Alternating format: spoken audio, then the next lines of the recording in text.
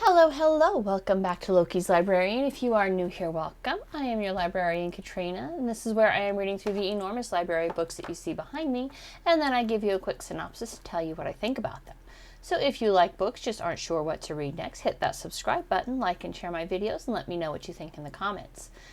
This week's book hit my radar courtesy of the Joe Rogan Experience when he had author Dr. Rick Strassman on, making this week's book of the week The Psychedelic Handbook, a practical guide to psilocybin, LSD, ketamine, MDMA, and DMT ayahuasca.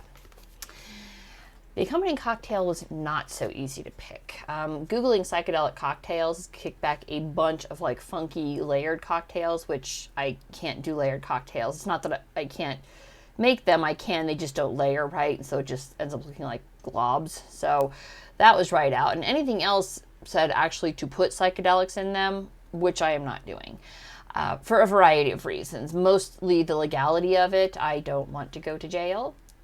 It's just crazy. I just want to stay on this side of the bars. I like it out here. I like the little bit of freedom that the government has still left me.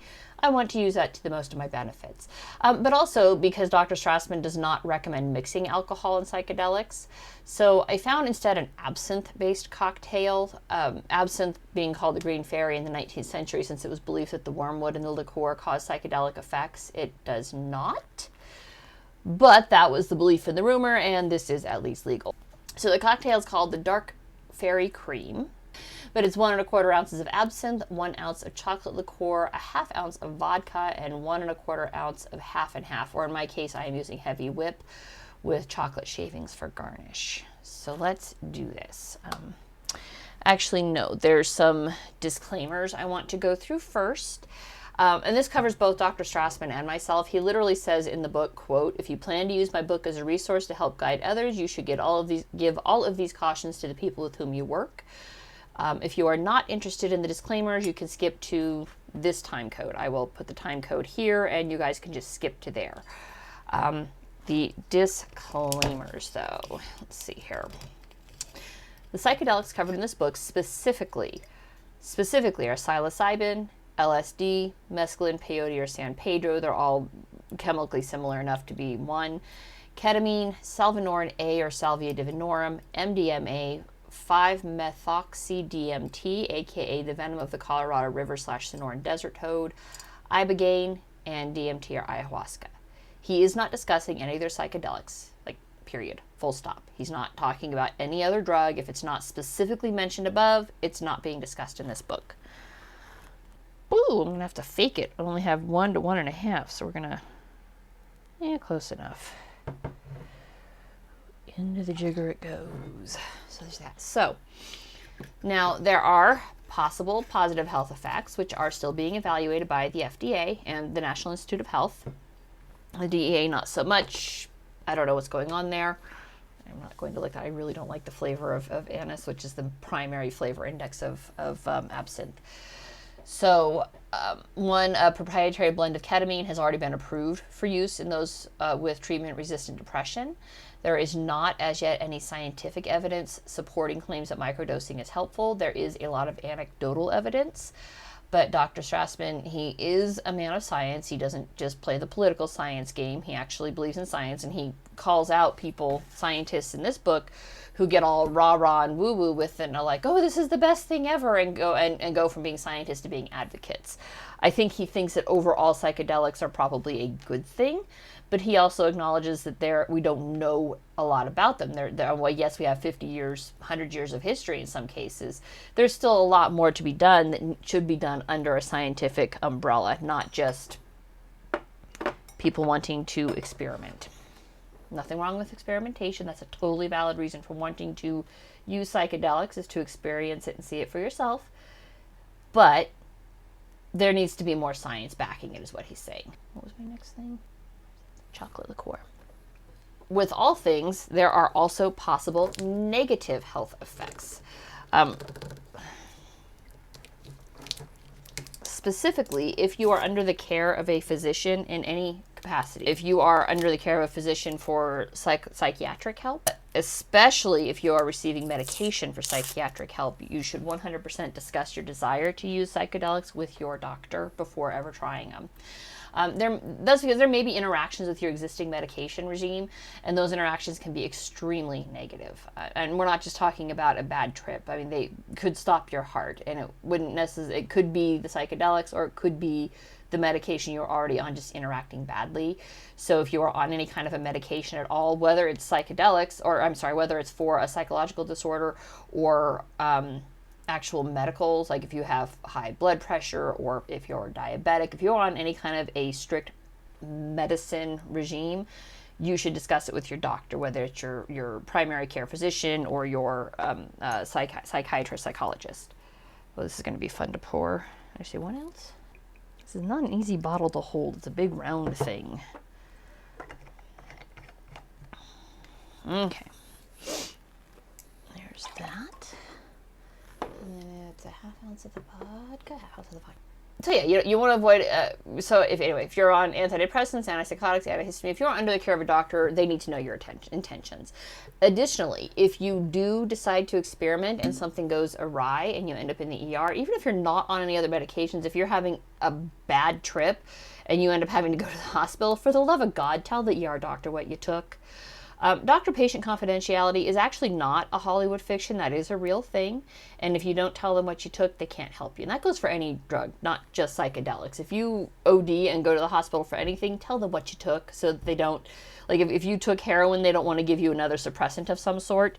So be honest with your doctor. They're not going to rat you out. That was way more vodka than I needed. Here we go. Down that right away. So, what's next?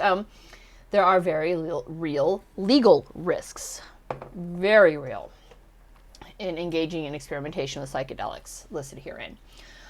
All but 2 of the psychedelics are classed as Schedule I controlled substances by the DEA, which means it literally does not matter if you live in a city, county, or state that has either decriminalized or even legalized psychedelics.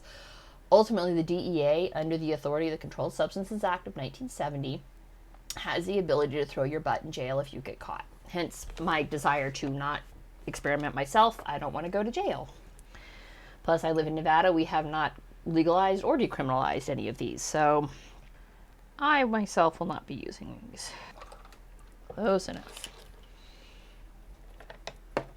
I think that's all that goes in there for now. So, additionally, even if you do live somewhere where it is legal or decriminalized, if you are a federal contractor or in any way connected with the federal government, use of these substances could at best cost you your job, at best. So be aware of the legal repercussions of your decisions to experiment.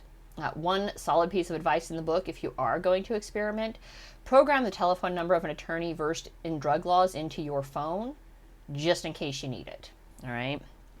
If you're going to go the, it's for religious reasons route, you might also want to get a constitutional lawyer plugged into your phone. Just, that's my own personal aside. This is shaken. I'm going to shake this up. Now, finally, Dr. Strassman, and myself for that matter, are not in any way, shape, or form endorsing the use of illicit drugs. He wrote this book following years of both FDA and DEA approved scientific studies. He jumped through all the legal loopholes so that he could do this and be on the right side of the law and not get his butt thrown in jail. And I am only reading this book and telling you the information that is contained herein. Information is still free, or rather it's still available. This has not yet been banned by the media. It's, information just gets buried because the media sucks. These are definitely only half coupe glasses. Now that that's out of the way, what did I learn this week? I learned that Dr. Strassman didn't just conduct these studies as a scientist. They were scientifically conducted in full legal compliance with the FDA, the National Institute of Health, and the Drug Enforcement Agency. Again, he didn't really want to go to jail, much like most of us. We don't want to see the inside of a jail cell, neither does Dr. Strassman, so he followed all the required legal loopholes to make this happen legally. Well, I'm not going to get vigorous with the chocolate shavings. There we go, I have some chocolate shavings. See how this goes. But in addition to being an actual medical doctor, he has also gone through a 4-year intensive course of psychoanalytics, I believe where he was the one being analyzed.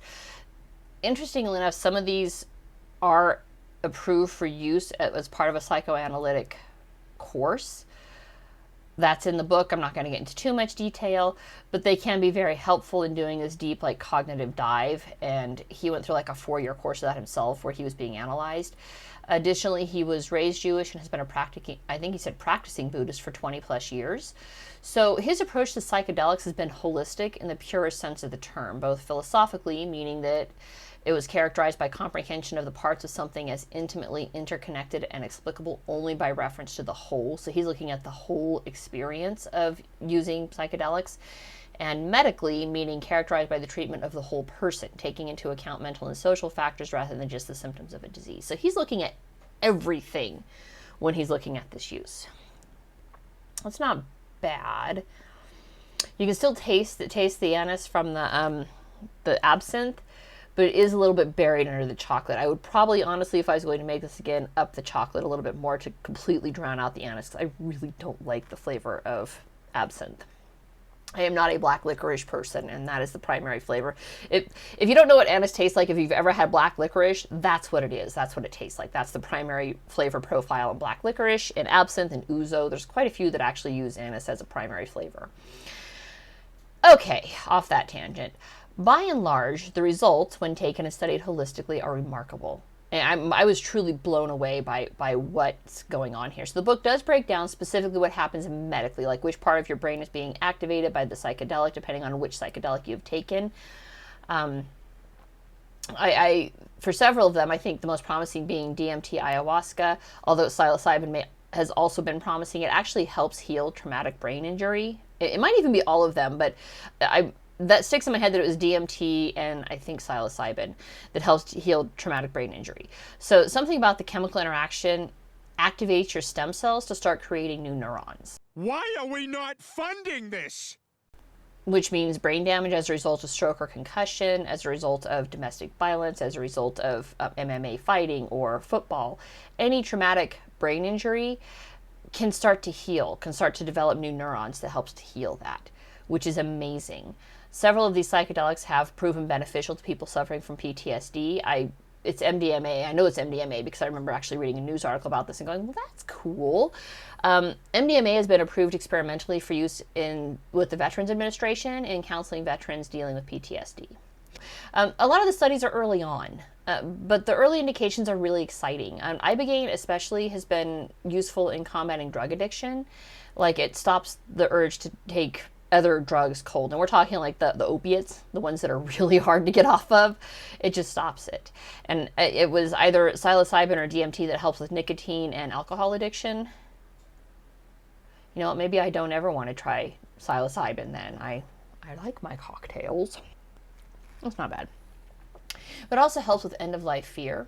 So if somebody is dealing with a terminal illness, I think it was DMT because that's where you talk to the beings, and that's a fascinating thing too. But it helps with the end-of-life fear. So if you're like facing death's door, it can help you to get over being afraid of what's on the other side of it. Yeah, it had to have been DMT on that one. The beings are, and this is something that's really fascinating because it's not a shared psychosis, I don't think, because in a scientific setting, they're dosing people individually, but a lot of people are resulting in the exact same experience, being that they are talking to other beings telepathically. It's fascinating. It's fascinating. Seriously, I wish that the government would stop being, jerks about this. And the indications are not exactly early. I mean, some of this information comes from, it's like over 100 years old. They've been experimenting with this with this stuff. He cites research from like the 1920s, so literally 100 years old. LSD is 70 years old at this point. I think it was discovered in the 1940s. Ultimately, this predates the creation, obviously, of the Controlled Substances Act because they had to have something to control in order to create the act. The book covers, sort of, in a roundabout way, why these things are illegal, and the irony is just too rich. Basically, it's all Dennis Leary's fault.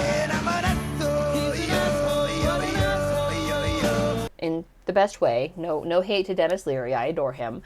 But the impact that LSD had on him and his call to turn on, tune in, and drop out led an entire generation to rebel. right? That's what the 60s was about. That's, the rebellion against the Vietnam War and the social unrest then. And in reaction, the government outlawed the substances that were encouraging that rebellion. And now, those rebellious assholes, the ones who took all the LSD in the 60s, are the ones in Congress, and rather than overturning the CSA, they want to make sure, damn sure, the rest of us don't rebel against them in turn. And so very helpful drugs are kept on the Schedule 1 list. And he goes on to break down the classifications are. There are 5 classifications. He covers Schedules 1, 2, and 3. I've got 4 and 5 in my write-up. I just went to the DEA's website to get information on what those were. So Schedule 1, which does include the classical psychedelics, so mescaline, peyote, San Pedro, LSD, psilocybin, DMT, and ayahuasca, the toad, and ibogaine, as well as MDMA and marijuana, are all Schedule 1. And they're scheduled because their abuse potential is high, they have no accepted medical use, and even under medical supervision, lack accepted safety. Bullshit. Sorry, I meant to edit out that cough. This is not to say that adverse effects, I mean, Dr. Strassman points out that literally no one has overdosed on psychedelics alone. And it's not to say that adverse effects don't happen. He carefully spells out that a bad trip is an adverse effect. But stories of people ODing, I think it said, occur when the person who OD'd to a psychedelic used it in conjunction with another substance. Which means we don't actually know if it's possible to OD on psychedelics alone, because no one's done it. It's literally never been tested, which is just fine, right? I mean, obviously we don't want somebody dying for experiments purposes. But it's also incidentally why he does not recommend taking psychedelic in conjunction with alcohol or any other substances. Or rather, one of the reasons. The other reason, I'll get into it in just a bit. So, and while marijuana is not covered in this book, is there anyone out there who genuinely believes there is no medical purpose to marijuana? I mean, anybody? It's highly efficacious in helping people who are going through chemotherapy and fighting cancer so that they can, eat and not lose a shit ton of weight as a result of the chemotherapy and the cancer. It stimulates the appetite, helps with stress, helps with migraines. There's actually quite a few medical benefits that the government is refusing to acknowledge. And that's just for marijuana. There's a lot of benefits in this book mentioned to the psychedelics that the government is also refusing to acknowledge, because then they have to give up control, and we all know what control freaks the government is. Now, Schedule 2, how's this for an example of how thick and corrupt our leaders are? Schedule 2 includes cocaine, methamphetamines, and fentanyl. These are all characterized as having a medical use. They're still prone to abuse, but they've at least been acknowledged as being medically useful. Cocaine is used as an eye anesthetic. Methamphetamines are used for ADHD treatment. Oh yeah, you all thought Ritalin was just a name brand. It's essentially legalized methamphetamines. Fentanyl is used for pain treatment. It's an opioid. And still highly prone to abuse, but at least they recognize that medical benefit. Schedule 3 are less prone to abuse and have an accepted medical use, and that's where ketamine falls on for its anesthetic properties, although generic ketamine for depression is technically an off-label use, meaning that patients have to be informed of the risks before being prescribed it as a medicine. This isn't bad. I just so don't like absinthe, and you can definitely taste the absinthe. That's okay. The ones not mentioned, Schedule 4, Schedule 5. So Schedule 4 substances have a low potential for abuse relative to substances in Schedule 3. So it's relative, right? It's all relative. These include Xanax, clonazepam, clorazepate, Trexine is the name brand, diazepam, lorazepam. All of these nice, lovely sedatives. I mean, no one's ever abused those before, right? And Schedule 5 have a low potential for abuse, which include cough preparations containing not more than 200 milligrams of codeine per 100 milliliters or 100 grams of an ezogabine, which I don't know what that is, but basically cough syrup, aspirin, ibuprofen. Those would be like the over-the-counter drugs that you can get, right?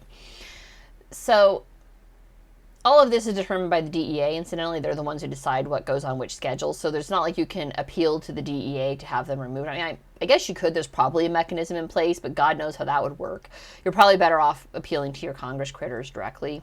I don't know. So the psychedelics discussed in this book Of the psychedelics discussed in this book, only ketamine and salvinorin A or salvia divinorum, salvinorin A, salvia divinorum are the same thing basically. Those are the only two that are not Schedule 1. Everything else is a Schedule 1 drug, meaning it's high up there, it's going to be a federal felony if you get caught. We're going to federal pound me in the ass prison. Ketamine is Schedule 3, and salvinorin A is not actually classified yet. It's literally not illegal federally. Individual states might have a prohibition on it, so if you want to stay on the right side of federal law and don't want to go to prison, Google your individual state and salvinorin A or salvia divinorum, and Google will tell you, basically. And that's something I would take to the bank. There's nothing, I mean, I'm not necessarily a Google fan, but they are going to tell you if this is legal or illegal in your individual state. And then you can grow your own, and he has instructions on how to use that to, trip. Yeah. If you want to stay on the right side of the bars, live in a state where they don't give a shit, and that salvinorin A will be your psychedelic of choice. So, still won't be mine, and I'm going to get to why and at the very end of this. I will not be tripping anytime soon. It's just, I have goals which will be prohibited by experimentation with psychedelics. That's all I'm saying. So we've talked about the possible benefits, possible negative effects and interactions and bad trips. We've talked about the legalese. Let's get into the meat and potatoes. He does have an entire section describing what you can expect with each type of psychedelic, as well as the best way to use it. Is it, injection? Is it eating it? Is it inhaling it? Snorting it? He goes over all of these and what is going to be your best method, and when you can expect effects to set in, how long will it last? All of this is covered. And I'm going to repeat again here for those who skip the disclaimers. Neither Dr. Strassman nor myself are endorsing or encouraging this use. However, as Dr. Strassman says, people are going to use psychedelics regardless. So be safe out there. Just if you're going to do it, be safe. All right? Talk to your doctor beforehand and be safe. That's all we want. We don't want people dying for a little fun. It's not worth it. No one wants to have a bad time, especially if your goal is to seek a better mental headspace. Be safe if you're going to experiment. That's all he's saying. And this is what I think is probably the most important chapter, how to trip. It's literally the name of the chapter. Hold on a second. Let me look this up. Yes. Chapter 11. Hold on a second. Most important chapter, how to trip. Dr. Strassman says repeatedly throughout this book, there are 3 things that are paramount when deciding whether or when to use psychedelics: set, setting, and dose. And by far the most important of these 3 is set. Set, not setting. Setting is important, but set is the most important. So set is our psychological, physical, and spiritual state, as well as our intention when deciding to trip. Psychologically, where's your head at? Again, if you are under the care of a therapist, especially one who is medically licensed to and has prescribed you medication for whatever you are being treated for, discuss it with your doctor.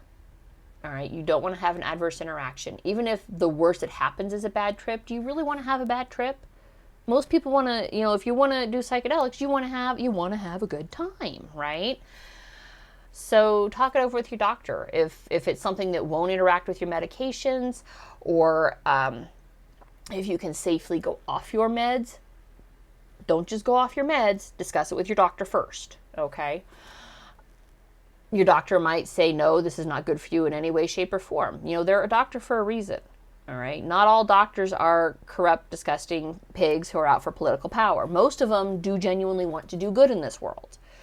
So talk it over with your doctor. And if they're adamantly against it, you can listen to their advice, you can ignore their advice, or you can find a new doctor. Of the 3, I would recommend, if you're dead set on doing it, at least seek a second opinion. You don't have to necessarily leave your doctor, especially if you have good rapport with them, all right? It's hard to find somebody that you really click with and who is helping you. So if you have good rapport with your doctor and you really are dead set on experimenting, get a second opinion. Nothing wrong with that. And the second opinion might look at your file and go, yeah, I'm sorry, but I have to agree with your original doctor. You don't want to just find somebody who's going to greenlight you for whatever you want to do, because that's not necessarily what's best for you. All right, off the soapbox. So again, if you're under the care of a specific provider, a general care provider for health conditions, talk to your doctor. Some psychedelics might cause an increase in heart rate. So if you're on blood pressure medication, you probably don't want to do that. If you're on medication, if You're not on any medications. If you're in reasonably good health, and how's your spiritual state? And no one is saying you should have a talk to a priest or have a come to Jesus moment before tripping. But generally, Dr. Strassman has found that those who believe in something have a more profound experience than those who believe in nothing. All right? And then intention. What do you want to get out of this? And will you be okay if you don't get it? I mean, if you are going on a DMT trip expecting to converse with the beings, and they don't show up, is this going to crush you? Is this going to destroy your life? Or are you going to take whatever the experience offers and learn from it? So set is the most crucial. Setting, where will you be during the trip? Are you going to be at home? Are you going to be in nature? There are pros and cons to both, and Dr. Strassman discusses this, as well as why you might want a sober sitter to watch over you in case of adverse effects, even if you're perfectly healthy, right? Even if you're not on any kind of a medical care, if you're not, if you're psychologically sound and your overall physical health is good and you're spiritually, you're right with whoever your God is, you still might want a sober sitter because you never know what's going to happen and what might cause a bad effect. All right. Maybe you're somebody like me who's like, I really don't want to get arrested. And you're going to start freaking out because, oh my God, I did something illegal. Having a sitter there can walk you back from that metaphorical ledge. And that's not a bad thing to have. Okay. And then finally, dose, which is not necessarily a simple thing to calculate. I mean, he has some general guidance calculations, but when you're trying to determine if you want a full dose or a microdose, and to not keep dosing if you don't experience effects right away because it might take a little bit longer for you, this is all discussed. Overall, I think this book was highly informative. It's a little frustrating when we consider the power the DEA has. But I thought about this all in heart because I love to rail against the establishment, right? I'm not nowhere near as awesome at it as Timothy Leary was, or is. He's not dead yet, is he? We still have Timothy Leary? The fact is, we do live in a country that is 3 branches. We got the legislative, the executive, the judicial. Okay? The quick civics lessons here. Congress, the legislative branch, passes the law. In this case, the Controlled Substances Act of 1970. The president, i.e. the executive, then has to execute the law.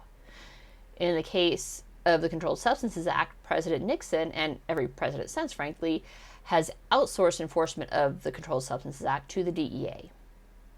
And that's it. All right, the DEA is part of the executive branch. They execute the law as it was written and presented to them by Congress.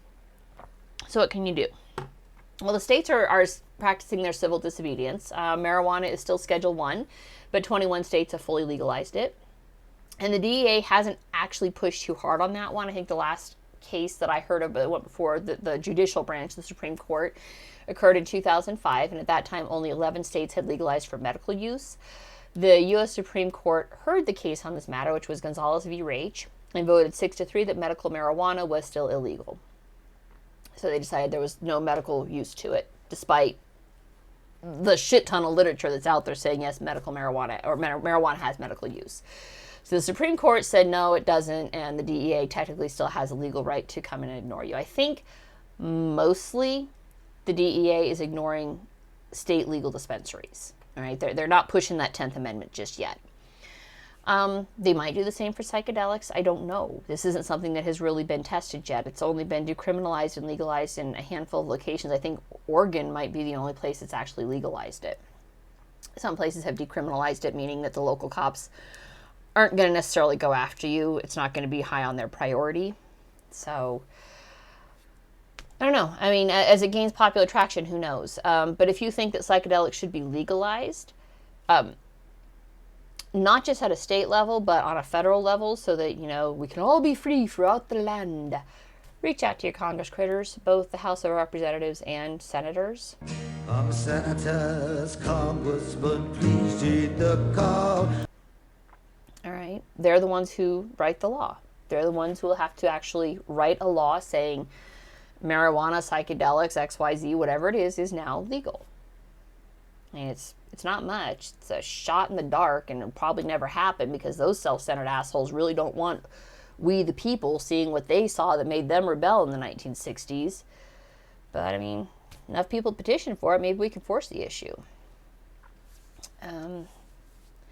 But if Congress legalizes and the president doesn't veto it and actually signs it, the DEA, their hands are tied. They have to execute the laws as written. And if they're suddenly legalized on a federal level, nothing they can do about it. So it's just saying. Something to think about before the next election cycle. I mean, I know we just got out of one. We've got a year before they start hammering us with those ads again. But, I mean, hell, even if you don't ever intend to use psychedelics yourself, I mean, why do you care what somebody else does? I mean, that is the overwhelming question. Why do you care what somebody else is doing? So anyways, as to why I can't use psychedelics, I am currently working towards my federal firearms license. Pretty sure that unless it's legalized federally, being a known user of psychedelics will preclude my obtaining that goal. So pick your goals, you know, pick your level of what you're comfortable with. I want to get that FFL, so I will not be using psychedelics myself. I will stick with the fully legal and somewhat pedestrian alcohol as a drug of choice. But you all have fun out there. I read this book, please, if you've never, especially if you've never ever done psychedelics before, this is a solid resource, guys. Use it. If you're somebody who wants to use and your doctor says, I'm not sure that's a good idea, hand them the book. Say, well, can you please read this and we can discuss it at my next meeting or my next appointment with you. You know, I mean, stay safe out there. Don't hurt yourself for an experiment. It's just not worth it. Again, not endorsing or encouraging this, guys. I'm just saying, if you're going to do it, be safe. All right? It's like sex. If you're going to do it, be safe. Wear a condom. It's putting that information out there. Thank you guys for watching. I'll see you guys later. Cheerio.